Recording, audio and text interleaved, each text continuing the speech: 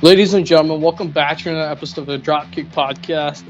He's a WWE producer slash WWE veteran. You're a three-time WWE Tag Team Champion. He's a former WWE Cruiserweight Champion. She's a broadcast personality, former member of the Nexus. He's a four-time Emmy-winning TV host. Canadian Wrestling Hall of Famer. She's an ACW Women's Champion, and she is the daughter of the late, great British Bulldog. Winner of WWE's Cruiserweight Classic. TJ Black from Ring of Honor. TJP, aka TJ Perkins, Georgia Smith, Darren Young, Arnold, Ariel Blake, Chris Van Vliet, Wrestling Classic, aka Justin Dillon. Please welcome Tyson Kidd, everybody. Ladies and gentlemen, welcome back to another episode of DropKick Podcast. Today we're bringing you guys with something a little different, and it's not your ordinary wrestling interview.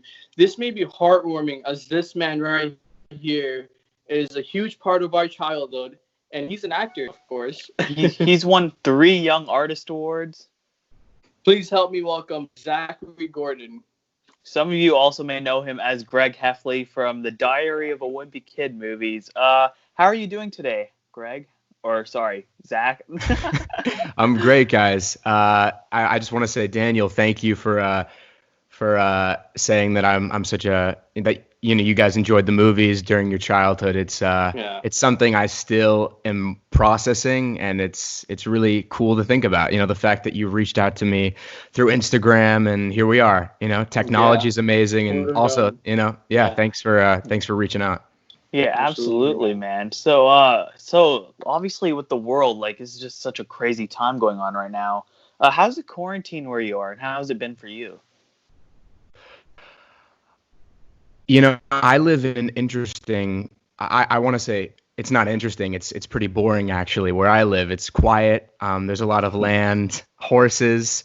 So I feel like I'm in California too. I don't know about you guys. But now we're in Canada. Oh wow, I filmed all the Wimpy Kid movies in Vancouver. So really? Wow. Yeah, I didn't know that one. Yeah, small world. So I'm very familiar with Canada. I filmed in Toronto too, so I've been in your neck of the woods. But anyway, it's really it's rural. It's very rural out here. So I feel like I have a lot of space to myself, and sometimes it's easy to forget everything else that's going on in the world. I'd have to say I'm a little spoiled in that sense. So luckily I have a place, where I can live for the time being with my parents. So it's been nice. I've gotten to know them a little more, even though we can sometimes be, clash. Yeah, but, it happens. It's been nice. How about you guys? How has your quarantine experience been? It's been good, man. It's been decent so far. It started off. I'm not gonna lie. It started off kind of harsh because, at first I'm like, oh, okay, cool. Well, I'm first of all, I'm class of 2020, so bye prom, bye grad, and everything. So I'm like, oh, that kind of sucks. And then all of a sudden, my buddy Daniel here, he hits me up. He's like, hey, we should start a podcast. And I'm like, you know what? Why not? And then it just kind of snowballed. We started having wrestlers on. We started having people from the wrestling business. We just recently had a comedian on, and here we are with you. And that's pretty much how quarantine's been. Yeah.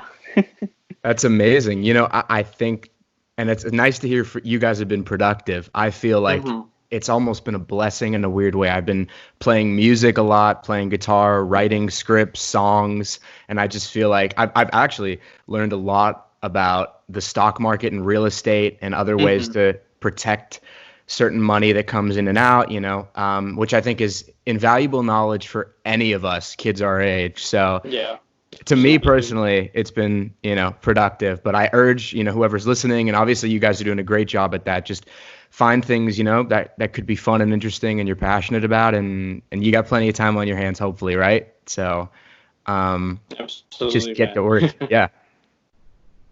Absolutely. For the people who only watch the Wimpy Kid movies, what have you been doing since then? Sure. It's funny, you work on a project that's sometimes you work on a film, for example, like Wimpy Kid, where it becomes something so big and something that, when you work on a project, it's not yours anymore. But Wimpy Kid it's a whole other level where clearly I am where I am today. A big reason is because of that project. So to that caliber, Sometimes I'll work on TV shows and movies and people won't necessarily see them, but I'm hopefully, it's a very, the industry is hot and cold. One day you could be working, there could be a few months where you can't, go on a set. So but luckily for me, the last year I've been fortunate enough to work on a few projects. I did an independent film that hopefully will come to festivals, and then maybe you guys will see it in a few years from now. Because of the current circumstance of the world, a lot of these projects I'll be mentioning probably won't be. They're all figuring out how. In the way it works in the movie industry is you make a project and you either have to sell it if it's an independent to a production company or a studio like a Disney or a Netflix or a Fox. And the way you do that is through festivals or through other ways of meeting with these companies. And in a lot of ways, people are doing that while we're in quarantine. But also, this film that I'm bringing up, I'm assuming that they're still figuring out if they want to wait for festivals to open up and all this other stuff. Anyway, that film, just a little film knowledge for those listening. Hopefully that made sense. But that film's called Violet. It's directed by, she was fabulous. It was her directorial debut. Her name's Justine Bateman. She was on a show your parents might know called Family Ties. Oh, I know the show, yeah. So she Cool. She plays the daughter on the show, and she directed it, she wrote it, and it stars. I'm not sure if you're familiar with these actors or actresses, but Olivia Munn is the star, and Justin Theroux and Luke Bracey. Oh, no way. Yeah. I'm sure if so it's a really cool cast, and hopefully you guys get to see that, whenever the time is right. I also did. I was on an episode of this medical show called The Resident a few months back before quarantine, and then I did an American Pie spinoff. If you guys have ever seen American Pie, who hasn't? Yeah. So this one is pretty much totally. It's hard to reimagine American Pie, but it's sort of like the first movie where all the guys make a pact that they want to lose their virginities on prom night. It's for girls. And it should be coming out in the next few months, actually. I'm not sure exactly where, but hopefully you guys will, hopefully it'll be out there so people will know about it. Yeah. And then I did. Guys. Yeah, sure. Please feel free to jump in, guys. Yeah. I always thought it'd be because I've seen 4 of the American Pie movies. I always thought it'd be so funny and interesting to see a revamped version in today's times, with all the stuff we have with the new technology and how all of us connect with each other. I feel like that'd be really funny. I saw it last week, and I was really, really impressed. And I think it's such a great movie. It's fun. It's tasteful, especially if you know what you're signing up for. And I'm really excited for people to see it. I think a lot of young girls are really going to enjoy the movie because it is for girls sort of taking the reins on this one. And the acting is wonderful. And I had the time of my life. It was so fun filming. So, yeah, I hope you guys check it out. I'd love to hear your thoughts. We'll check it absolutely, out, man, for sure. I think it was so much fun. I think everyone who checks it out is really just along for the ride. It's great. Should be great. Yeah, it sounds very fun. So, speaking back to the Diary of Wimpy Kid movies for a quick second, as we mentioned earlier, you were a big part of our childhood, and a lot of people who's watching childhood, because it feels so crazy, but I'm pretty sure we just reached that 10-year mark. How does it feel to know that you were a big part of everyone's childhood? That must be pretty surreal for you. Yeah, like I was saying when Daniel had mentioned that in the intro, I think I'm just a kid in a lot of ways, and parts of me are 12, parts of me are 60. But I think in the sense of I understand that I had an incredible opportunity, and it's my obligation not to take it for granted and also not waste it. So keep going, keep growing, keep learning, and working on my craft. But also that I think, whether I realize it or not, a lot of kids look up to the movies or my character or me. And I think, because I feel so normal still, we're having a regular conversation. It's like you were saying, Vikram, it's hard for me to process. It's surreal, but I know that when people mention it to me, it's almost like a reminder, okay, be grateful, keep going. And the guys you look up to, try to set an example for these younger kids that are coming up and maybe want to be an actor or do something else or become a wrestler, you know? So in a lot of ways, it's not so much pressure as it is just a reminder to myself that, you know, people are going to like my work, not like it, support me, not support me. And the fact of the matter is, whether it's one person or a million, I just feel like I'm in this really unique position, and I'm super happy to be in it, and I'm excited to keep interacting with people like you guys and other people that have resonated with, you know, work that I've done. So it's a really amazing position to be in. Absolutely. But still on the page of the Wimpy Kid, do you have any funny stories to share while filming The Diary of a Wimpy Kid? Are you still friends with any of the cast members? That's been, what, a decade, as Vikram mentioned? Yeah. So Roderick, I talked to Devin. I talked to probably on average every month. Robert, who plays Rowley, I talked to him yesterday. I mean, we talk every week. We go over scripts we're working on, writing. He's coming out to LA soon, so hopefully I get to see him again. And whenever he's in town, because he lives in Rhode Island, Devin and I will go out to dinner together. And I see Devin quite a bit. Obviously, the current circumstance doesn't allow for it as often as we would hope, but we still talk. And one funny story that comes to mind, I can't think of anything else. This is it. Let's hear it. Oh, you guys are gonna like it. On the second Wimpy Kid, wow, it's been 8 years since I've talked about this, so forgive me if I stumble a bit and my memory, I have to change a few things up, but absolutely. It was on the set of Roderick Rules, and so the second film, and Devin, who plays Roderick, he was getting a box of Oreos sent to set for the day. He just wanted some Oreos, which now looking back in hindsight is a little weird, but you know, because he wouldn't have people pick things up for him. And on set we had EPK, which is it's behind the scenes. So these guys filming behind the scenes stuff. Right. And they were filming Devin, you know, and asked me to come on over while he was making the call to order them. And this is before Postmates, guys, you know. But I don't know if you guys have Postmates up there or Grubhub or whatever. I've never used them, but so joke might have just flew over your head. But they were filming him ordering the Oreos, and I was like, okay, well, I'll have some. And he's like, you're not getting any of these. So later on, right. The camera comes back, and they're filming us, and Devin is opening up the Oreos in front of me. They're like, Zach, we want to get your reaction, you know, as he sounds so cringy when I say get your reaction. They didn't say that. But so I was around him while he was getting the Oreos. He went to take one, and then right as he was about to eat them, I took the whole box and I started running, right? I was running. Oh. The camera's chasing us, and he's chasing after me. I leave the set, and I'm like, you know what? I really want to milk this moment, just really milk it. So I was outside waiting for them to come. The camera's on me. He's like, no, don't eat them. I take 2 Oreos, I put them in my mouth, and I just go for it. And they were filled with toothpaste. Oh. So he got me. He got me real good. That must be the funniest toothpaste Oreo prank Bamboozled I've ever heard. You ran with it. That is hilarious. And I was so psychotic, and just I wanted to win so badly that I kept eating them. I was like, they're so good, they're normal. And he's like, you don't have to eat them, you know, like we filled them with toothpaste. I was like, what do you mean? They're fine. They're good. As I was struggling,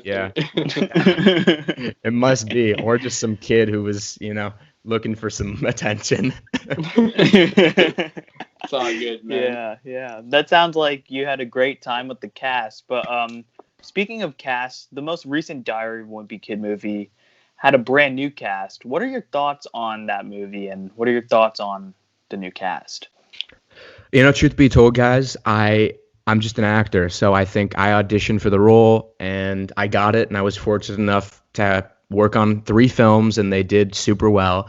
And I would say it's the same thing for the new cast, you know? We don't have any control over that. The studio owns the rights, and they worked that out, and they obviously wanted to continue the series, but we had gotten too old, so they decided that their best plan of attack would be to get a new cast. And I really, you know, I I think it's always weird because, yes, I was that character, and obviously all of us were a different cast. But I think when people watch that movie, they see it as a different movie, and I think it was.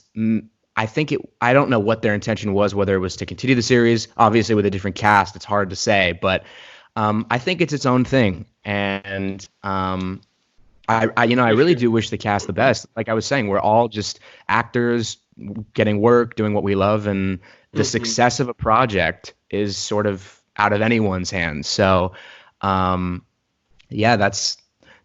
I mean, it's a weird thing because, I wasn't exactly involved in the project. So it's hard for me to speak on.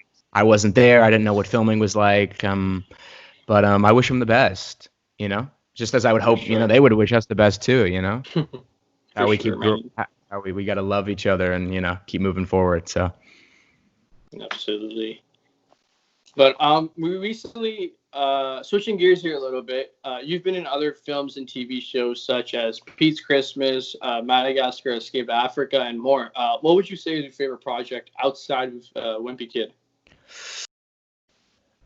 That's tough, I think recently I've worked on a few projects that, since I've been acting for so long, I think it's been like 15 years at this point, I have learned a lot of lessons. I've collected data, quote unquote. And I think I'll come back full circle to answer this question. I think what I've learned along my way is whenever you're working on a set, whether it's Wimpy Kid, whether it's Madagascar, sometimes it's a day of work, sometimes it's a few months of work, but it's what you do in that time. And also it's this weird thought that nothing will ever be the same. For example, everyone's on set this day filming. It'll never be again. That's what the coolest thing about it is. And the real memory of it, the memory is that what you see on film. And so I think when I work on a set, I do my work, I do my due diligence, I study, I get into the role of the character, but the head of the character. But I think I appreciate the moment. And so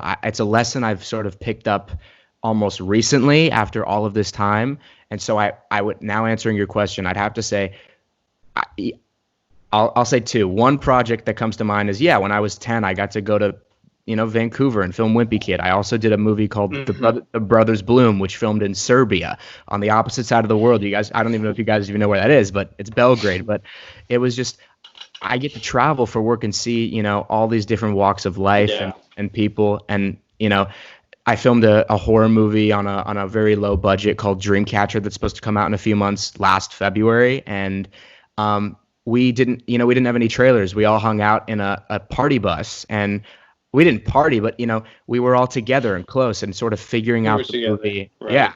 And that is like you throw all these people in this random room and you sort of have to communicate, and you're all working on a movie together. There's something special about that.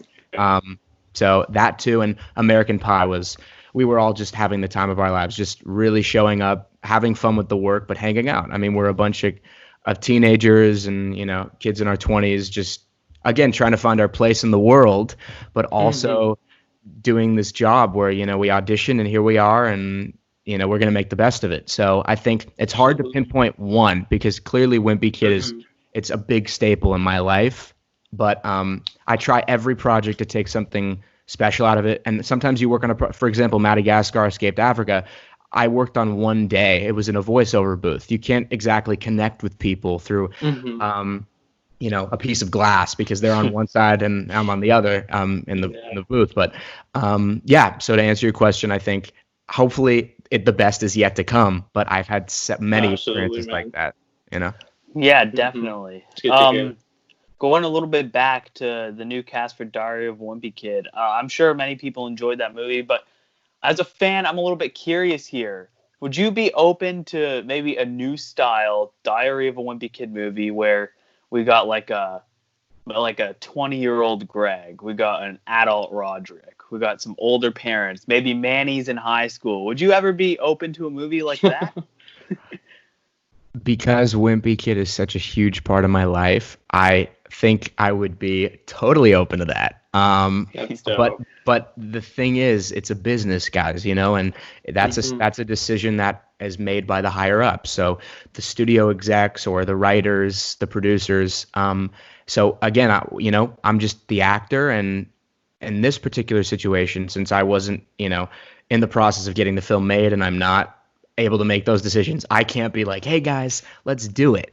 Now, would all the cast be signing on? Who knows? I'm sure, I think we all had a great experience, and obviously people love the movies, so it would be awesome. I would love to see Greg in high school and Rowley. I mean, that would be awesome to see where they end up. But I also think the writer has a vision of his own, Jeff Kinney, and I think he likes the characters to sort of stay in that age range. And I'm sure they've thought of it, So yeah, I'm sure it's not happening as of right now, but you never know. I don't know. I mean, you never know. I'm definitely not holding out for it, No. but I think, like I was saying, it would be so much fun, and that's what I'm about. Absolutely. And I would love to revisit that character with my mindset now about acting and the relationships I have with all the other actors. Would be cool. Absolutely. Switching gears here a little bit to a serious topic. So you've been acting since you were 8 years old, right? Yes. Correct. So how did it feel going to school and knowing the other kids knew you as an actor? Were you popular? Did you get bullied, or what happened? What was it like? So I know, Daniel, when you reached out, you mentioned that this podcast touches on mental health, which is, I think, a big reason why I was intrigued. And obviously, for any young kid, we all just want to feel accepted and we want to fit in.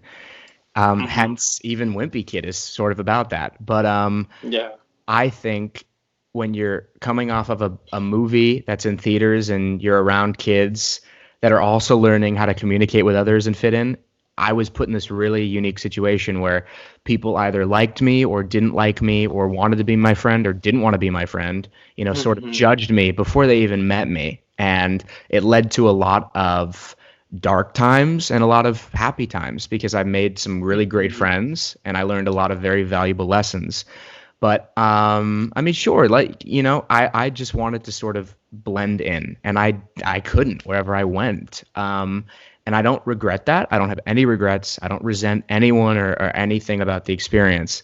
I think just looking back, again, in hindsight, I was definitely bullied in a lot of ways. I mean, people, I think people calling you the Wimpy Kid when you sort of want to be something else is especially when they mean it in a negative way. It wasn't like, hey, Wimpy Kid. It was, they were trying to get under my skin. And I think, again, we could take a step back and go, why is someone feeling the need to do that? Clearly because of their own insecurities and the own things they're dealing with. So again, I can look back, as a 22-year-old and go, okay, that's okay, But then I was like, man, it was really rough. And I think my confidence was terrible. I mean, I just didn't even want to be in my own skin. I was going through puberty and changing, and it's that weird age where you like girls, and then your friends will. I'm not putting anyone under the bus, but friends are dealing with their own insecurities, and they think that you have to be like them to get a girl rather than be yourself, or you have to be like them to get friends, and this is why I think music, in a lot of ways, and the people you surround yourself with, it's damaging in a sense if you don't have a good support system. And I did have a good support system, but most of the time I was spending was around people that, maybe didn't have the best support system, and that tended to rub off on me in a lot of ways. And, you can't blame them for it. It's just a matter of, like I was saying, if we spend more time just sort of understanding each other, and it's hard at that age, but, clearly I came from a different background. Other people did too. And when you sort of force people to connect and communicate, it's hard. It's hard. Yeah. Especially when you don't even know what you're saying half the time at that age, because a lot of it is just, you're projecting what other people have told you, whether that's your parents or other friends or things you're seeing in music, or online.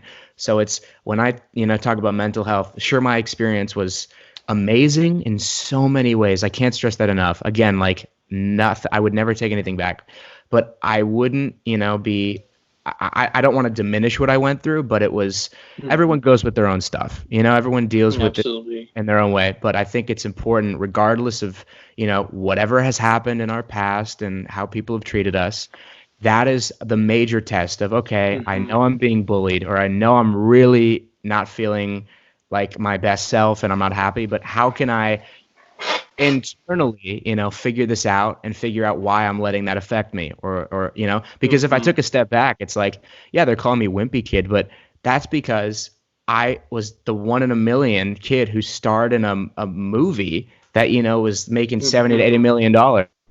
And if I had just sort of been like, dude, look what, you're living a dream. Don't worry what this kid is saying or what this other person is saying. Just remember where you're at in life. I mean, it's like I was saying, crazy when you find perspective. Absolutely. But also it's a little weird when your teachers and, other parents are asking you for autographs and photos. That was a little hard. But yeah, other than that, I mean, again, like I'm grateful, but clearly, we all deal with our own stuff, and it's obviously how we react to it that will, define who we are. So yeah, definitely. So once again, like how we mentioned mental health on our podcast, we really like to dive in and tap into mental health. So if you're comfortable sharing, of course, like, have you ever had like any specific struggles with your mental health, and what advice do you have for anybody who's watching that could be struggling? Well, I think in a few ways I touched on it when I was just talking. I don't want to repeat myself, because I think the main thing that comes to mind in my experience would be as an adolescent dealing with people, projecting certain things and me taking it the wrong way. But I think everyone deals with, it's like one day I'm sad about something. And even, in a situation where we look up on social media and we see, I'm sure if you look up on my Instagram, it looks like my life is great and perfect and awesome and fun.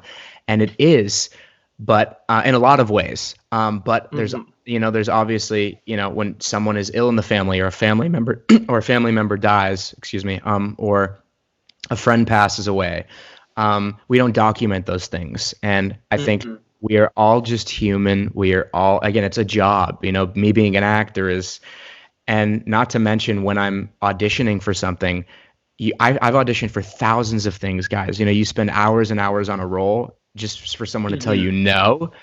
That can really dig into your mental health, because it's constantly like people telling you you're not good enough.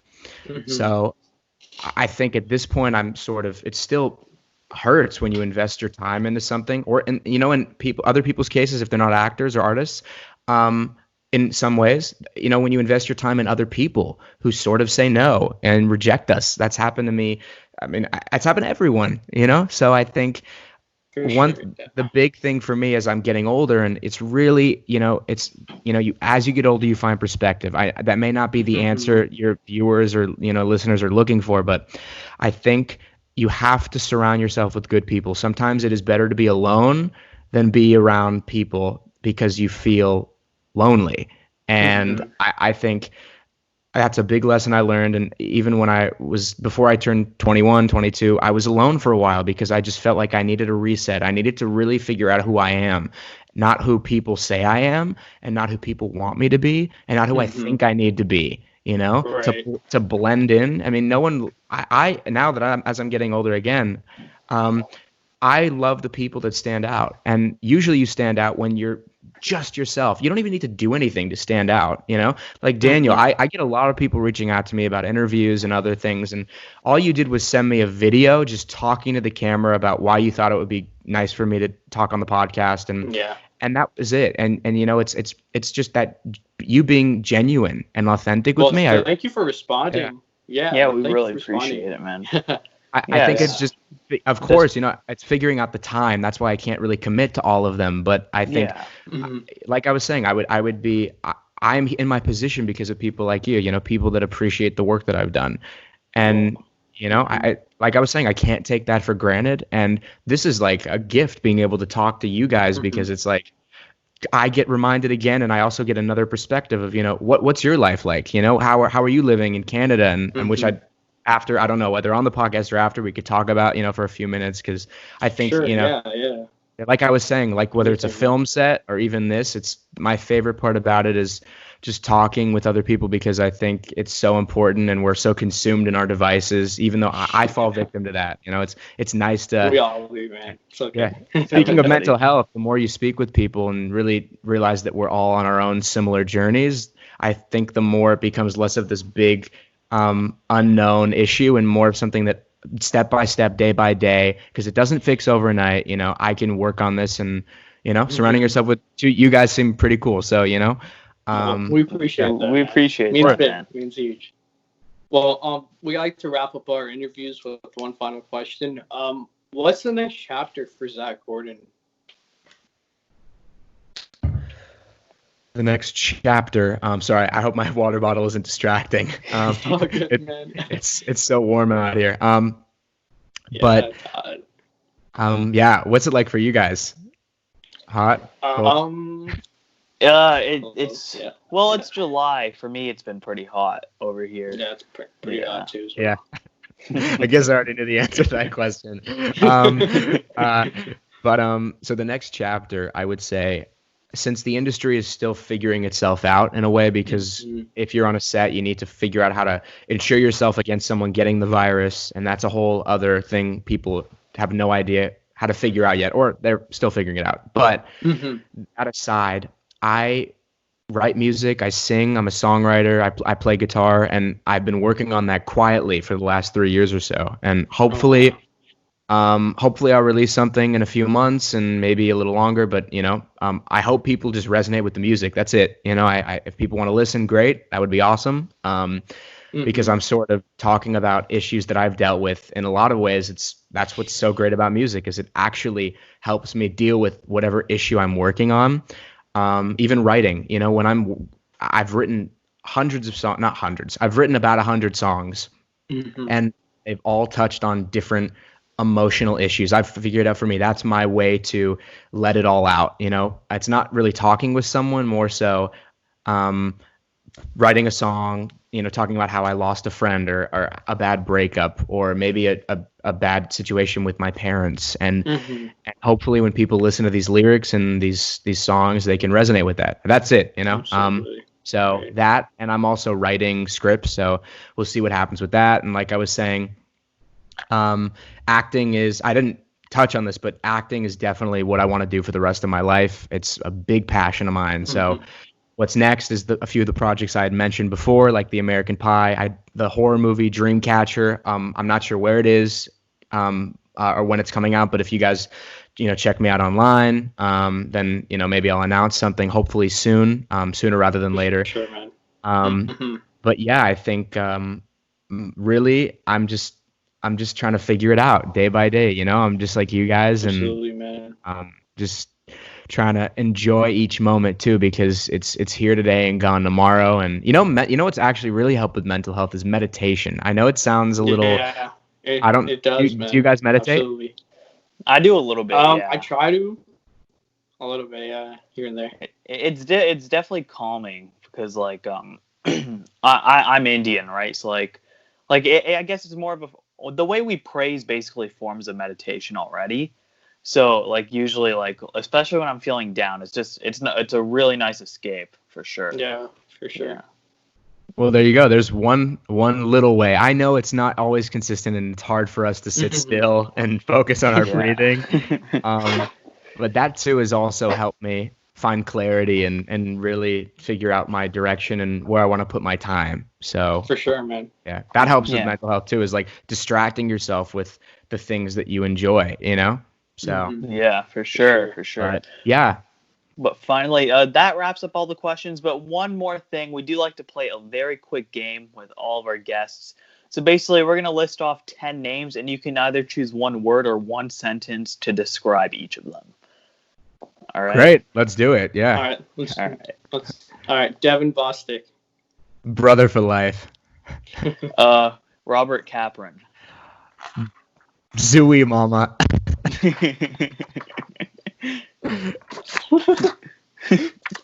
Oh my God. Classic. Chris Rock. Madagascar. David Schwimmer.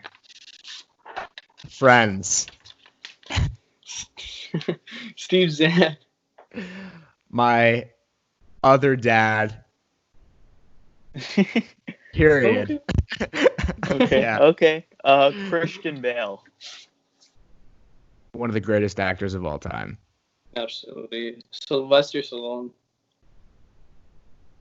A real inspiration of mine. Oh, wow. Peyton List. I miss you and I hope to see you soon.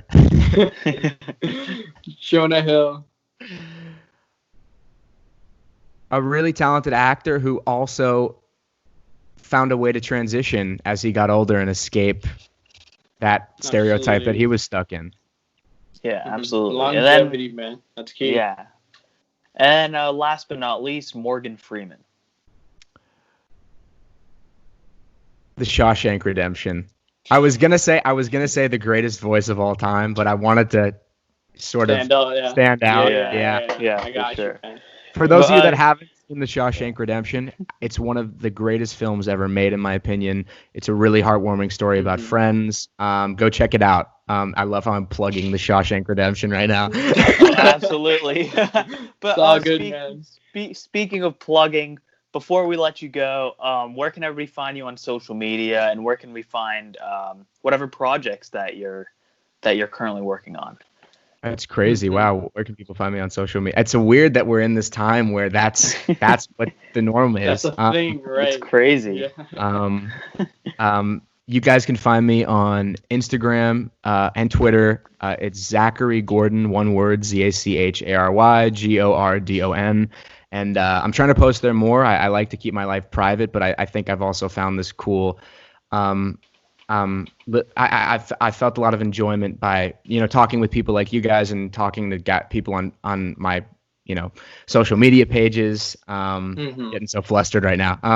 It's all good, but man. and Facebook, I post usually the same things there as well.